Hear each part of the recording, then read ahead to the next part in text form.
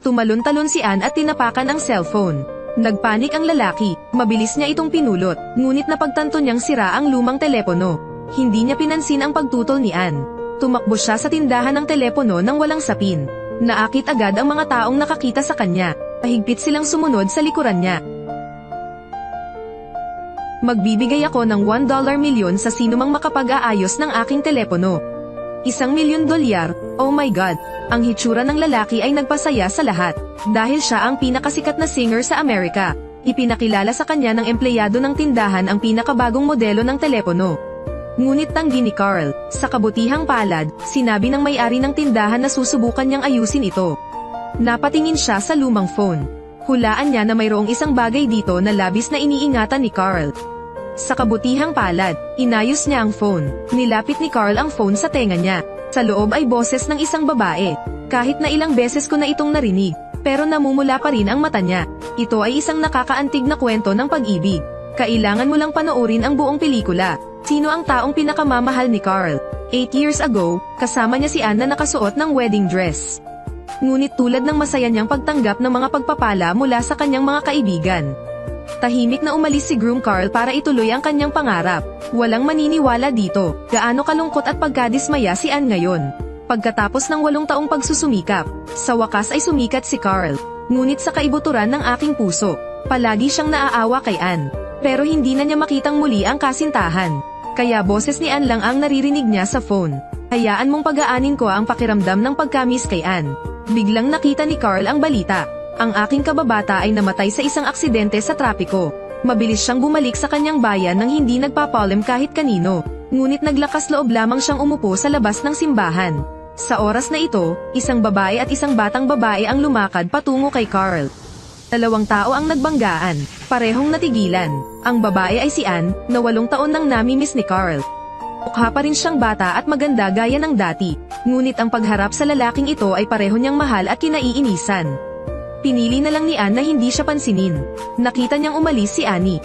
Hindi komportable si Carl. Pagkatapos ng libing, nakita ulit ni Ann si Carl. Kaya galit siyang pumunta kay Carl. Walang pag-aatubili, sinampal siya ni Ann at pinadapa siya.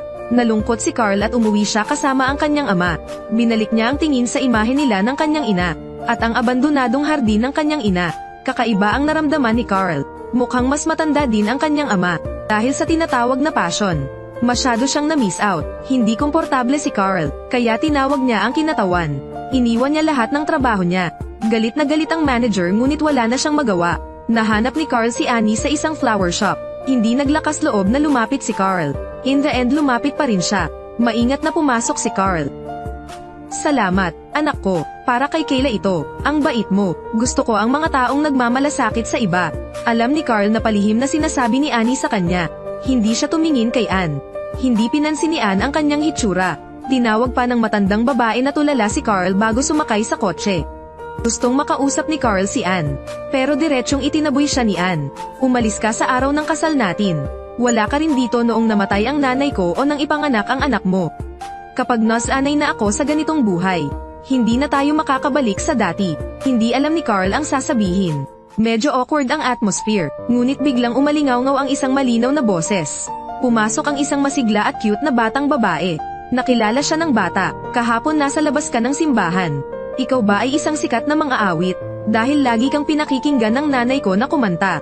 Nang marinig iyon ng kanyang anak na babae, labis na natakot si Ann. Naiisip nitong may pagkakataon pa si Carl. Napatingin si Carl sa pamilyar na mukha ng bata. Matapang na haka-haka ang nasa isip niya. Kaya lumuhad siya at tinanong ang edad ng bata. Tapos tumingin siya kay Kayla. Alam ni Carl na kanya ang sanggol na ito. Tumayo si Ann na kinakabahan sa isang tabi.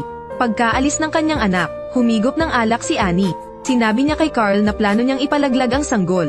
Pero hindi niya magawa. Marami na siyang pinagdaanan sa paglipas ng mga taon. Lahat ng ito ay dahil kay Carl. Patuloy niyang sinisisi. Namumula ang mga mata ni Annie. Mas lalong nakonsensya si Carl. Ilalabas na niya ang kanyang nararamdaman. Gusto kong sabihin kay Annie na lagi niya itong naaalala. Pero biglang sumulpot ang kapatid ni Ann. Gusto niyang paalisan agad si Carl. Alam ni Carl na gusto niyang ituloy muli si Ann. Although marami pa siyang gagawin. Pero hindi siya sasuko. Siya ang pinakasikat na mga awit sa Amerika. 8 taon na ang nakalipas.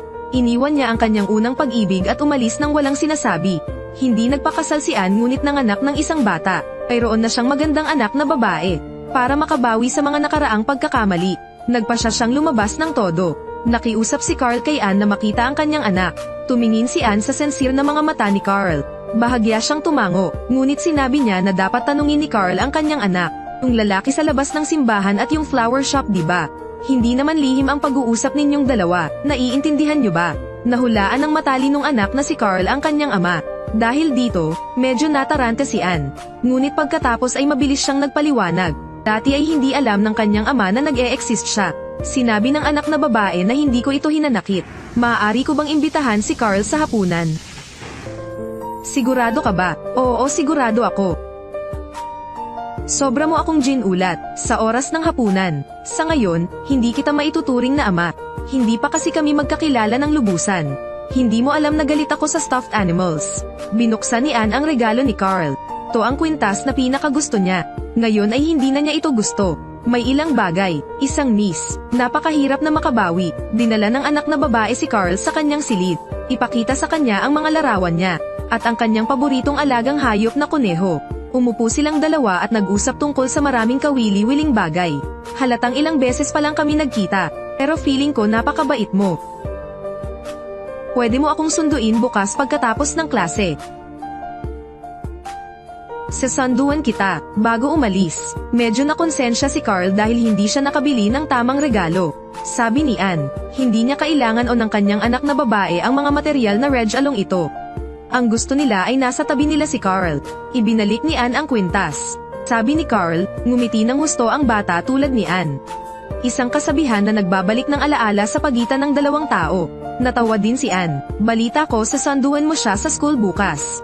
Biglang nagalit si Annie. Inamin niya na mahal pa rin niya si Carl. Pero masyadong mabilis ang lahat. Sa tingin mo, bakit ka makakarating anumang oras? Bakit ilang araw ka lang dumating? Gusto lang niyang makapasok sa buhay ni Ann. Naunawaan ni Carl ang mga pag-aalala ni Ann. Pero gusto talaga niyang makilala ang anak niya. Kaya diretso siyang lumuhad. Pumayag naman si Ann. Sinundo ni Carl ang kanyang anak mula sa paaralan sa tamang oras kinabukasan. Pero hindi gusto ng mga babae ang mamahaling sasakyan ni Carl. Ang mga naturang sports car ay hindi talaga ligtas. Alamin na hindi gusto ng bata ang kanyang kotse. Tinawagan ni Carl ang kanyang ama para humingi ng tulong. Kinuha niya ang kanyang anak na babae para sa ice cream. Sobrang lamig ng ice cream. Ang aking utak ay nagyelo. Biglang gustong tumugtog ni Carl ng gitara para sa kanyang anak. Gusto talaga ito ng mga babae. Ipinakita rin ng mga babae ang kanilang mga talento sa musika. Nagulat si Carl nang makita iyon. Sinabi niya kay Ann na gusto niyang tumugtog ng gitara ang kanyang anak. Dahil doon, mas maraming oras na magkasama ang pamilya ng tatlo. Sabay silang kumanta, sama-samang alagaan ang mga bulaklak. Mamili ka, ito na ang pinakakahanga-hangang panahon mula nang magkaroon ako ng aking anak na babae. Naghihinala niyang tanong kay Carl. Anong nangyari sa huli? I mean, bakit mo iniwan mag-isa si Ann? Nag-isip ng mabuti si Carl. Dahan-dahan niyang sagot, tahimik na nakikinig si Annie sa labas. May mga bagay na nagpaparamdam sa atin ng katiwasayan. Ito ay gumagawa sa amin nais na magkaroon. Kaya ko. Tatay ang tawag mo. Sa sandaling ito, pakiramdam ni Carl ay matutunaw na ang puso niya. Marahan niyang hinalikan ang kanyang anak. Pagkatapos ay tinanong niya ang opinyon ni Ann. Sinabi ni Annie na ang titulo ng ama ay may mabigat na responsibilidad. Sinabi ni Carl na handa na siya. Hindi napigilan ni Annie ang tumawa. Siguro sa sandaling ito, naghintay siya ng sobrang tagal. Gustong ipakilala ni Carl si Ann sa mundo. Ngumiti si Ann na parang bulaklak. Matapos marinig ng aking anak na babae ang balita. Masaya na ako mismo ang maglagay ng lipstick para sa aking ina. Sinundo si Annie sa isang luxury car. Nakasuot ng suit si Carl na nakatayo sa tabi ng helicopter na naghihintay sa kanya. Dahan-daang naglakad si Annie sa mga bulaklak. Mga mata na puno ng pagnanais para sa isang magandang kinabukasan. Napakaganda kaya hindi maalis ang tingin dito ni Carl. Pagkahawak kamay ang dalawa at naglakad papunta sa maingay na crowd. Ipinakilala ni Carl ang kanyang asawa sa lahat. Pagkatapos ay sumayaw ng masigla sa gitna ng dance floor. Dalawang tao ang nagtatamasa ng matamis na pag-ibig nang hindi iniisip. Tahimik na nangyayari ang isang aksidente. Ang pamilya ay may masarap na hapunan na magkasama. Pero nabulunan ang dalaga. Mabilis na tumakbo sina Tio at Annie para magbigay ng paunang lunas. Pero nakatayo lang doon si Carl na nakatingin sa kawalan. Ang mga imahe ng kanyang pagkabata ay lumitaw sa kanyang isip. Habang kinakaharap niya ang pagkamatay ng kanyang ina. Siya ay walang magawa tulad ngayon. Sa kabutihang palad, alam ng tiyuhin ang paraan ng artipisyal na paghinga. Mabilis na samuka ang kanyang anak. Nagpahayag ng pagkabigo ang tiyuhin. Sinisi ni Carl ang sarili saka tumalikod at umalis. Kinagabihan, mag-isang pumunta si Carl sa bar at naglasing. Dumating ang tiyuhin upang makipag-usap. Pakiramdam niya ay napaka-childish nitong lalaking nasa harapan niya. Hindi karapat-dapat na maging ama. Hindi tumutol si Carl. Pakiramdam niya ay wala siyang silbi. Hindi siya makapagbibigay ng kaligayahan kay Ann o sa kanyang anak na babae. Kaya pinili niyang umalis ulit. Isang maikling mensahe lang ang iniwan niya. Umiiyak ang heartbroken na babae sa kakaisip sa kanya. Nagsimula na namang mag-perform si Carl kung saan-saan. Ibinahagi niya ang kanyang kalooban sa pamamagitan ng mga kanta. Paos na boses, angkop para sa malungkot at malungkot na kalooban. Naantig niya ang puso ng hindi mabilang na mga tagahanga. Pero naramdaman ng ahente na hindi okay si Carl. Kaya tinanong niya si Carl kung ano ang mali. Ikinwento ni Carl ang nangyari noong araw na iyon. Inakala ng ahente na si Carl ang may kasalanan. Masyado kasi siyang mahal nito. Madalas sinasabi ng mga tao na ang pag-ibig ay baliw. Hindi alam ni Carl ang gagawin. Kailangan mong mag-isip ng paraan para baguhin ang iyong sarili. Halimbawa, alamin ang tungkol sa first aid. Sa halip na umiwas sa realidad na parang tanga. Sabi ng kinatawan, napaisip si Carl. Alam niyang may ginawa na naman siyang kalokohan. Kaya nagmamadaling umalis si Carl sa eroplano. Maraming beses niyang pinakinggan ang voicemail. Pamilyar ang boses na iyon. Ilang beses kitang tinawagan kaya nakalimutan ko. Hindi ko pa rin maintindihan kung bakit siya umalis. Lagi akong nagtataka. Hindi ko alam kung maiintindihan ko ba mamaya o hindi. Kailangan ko talagang tawagan mo ako. I swear kung hindi mo ako tatawagan. Hindi na kita kakausapin. Kailangan kong humanap ng paraan para magsimula ng bagong buhay. Pero gusto kong sabihin sa'yo. Kahit hindi mo na ako tawagan. Mamahalin kita palagi, Carl. Palagi kang magiging paborito kong tao. Mananatili ka sa puso ko. Nag-ipon ng lakas ng loob si Carl na tawagan si Annie. Gumamit ng mga voice message tulad niya. Ipinaliwanag niya kung bakit siya umalis. Pinag-uusapan niya ang pagkamatay ng kanyang ina. Nagbigay ito ng malaking psikolohikal na anino sa kanya noong bata pa siya. Tatakot siya na baka isang araw ay mawala ang kanyang ina. Ang pagkawala ng taong pinakamamahal mo. Kaya, sa araw ng kasal 8 taon na ang nakalilipas. Tumakas siya na parang duwag. Ngunit ngayon ay handa na siyang harapin ang anumang bagay. Gusto ni Carl na makabawi. Sa isang gabi ng malakas na ulan, dumating si Carl sa pintuan ni Annie. Kahit gaano kakatok sa pinto, ngunit hindi nakatanggap ng tugon. Tumayo siya sa ulan at tinawag ang pangalan ni Annie. Wala pa ring sagot, may iwan lang niya ang lumang telepono sa pintuan ni Annie. Akala niya tapos na ang relasyong ito. Pero kinaumagahan, aktibong lumitaw si Annie sa labas ng bintana ni Carl. Lumapit siya kay Annie na may guilty at confused look sa mukha. Natatakot siyang tuluyang maputol ni Ann ang pakikipag-ugnayan. Dahan-daang kinuha ni Annie ang kanyang cellphone at nagtanong, "Lagi mo ba itong dala?" Ang lumang telepono ay natatakpan ng tape. Ang isang sirang telepono ay maaaring itago ng hanggang 8 taon. Dahil sa akin, tama iyan. Iniingatan mo ba ito dahil sa mensahe? Nakikinig ka ba araw-araw?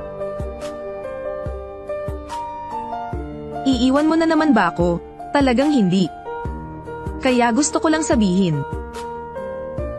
Maligayang pagbabalik.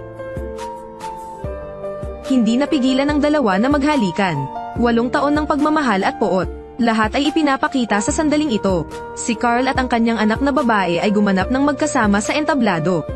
Ito ay tinatawag na When I Finally Return Home. Mamaya sa presensya ng mga kamag-anak at kaibigan. Huli ng 8 taon ang kasal. Noong araw na iyon, nakangiti pa rin siya, puno ng mga inaasahan para sa hinaharap.